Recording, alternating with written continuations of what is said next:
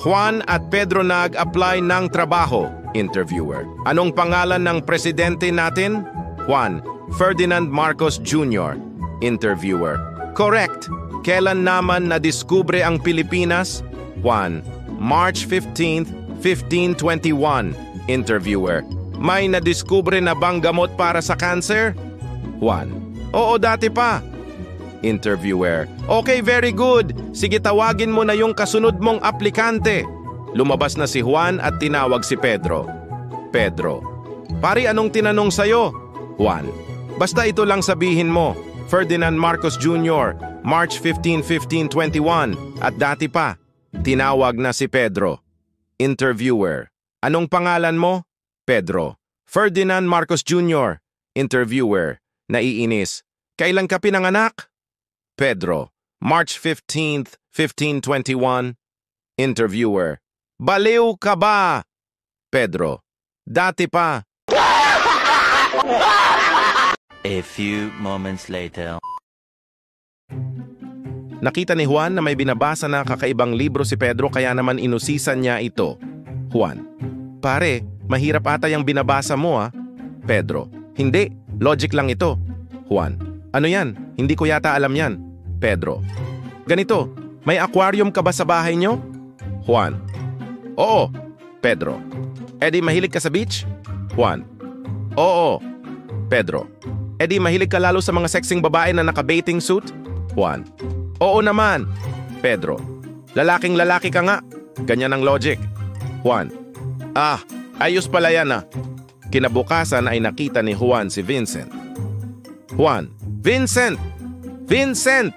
Susubukan ko lang itong tinuro sa akin ni Pedro na logic sa'yo. Vincent. Sige nga. Juan. May aquarium ka ba? Vincent. Ah, wala eh. Juan. Bakla ka pala eh. 5 minutes later. Nakapulot ng mahiwagang bote si Pedro. Kiniskis niya ito bago binuksan ang takip at may nagpakita na Jenny. Dahil pinakawalan mo ko dito sa mahiwagang bote, bibigyan kita ng isang kahilingan. Juan. Nag-isip at humiling na may pagkapilyo. Sige. Gusto kong mapunta sa pagitan ng hita ng chinita na babae. Jenny. Wow! Kakaibang hiling yan ah. Pero medyo mahirap yan. Sige, your wish is my command. Ginawang napkin si Juan.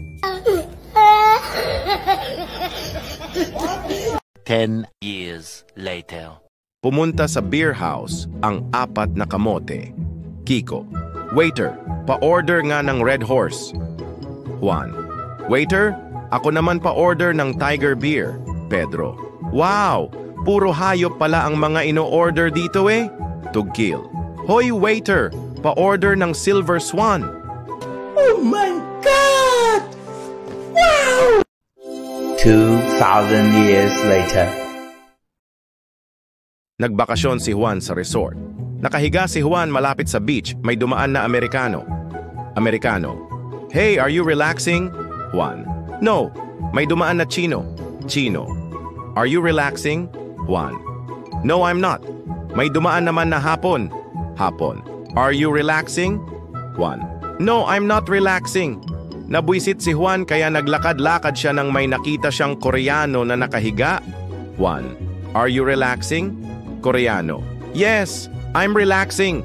Juan. Binatukan ng Koreano. Pakshit ka. Ikaw lang pala si relaxing kanina kapag hinahanap ng kasama mo. Napagkamalan pa akong si relaxing.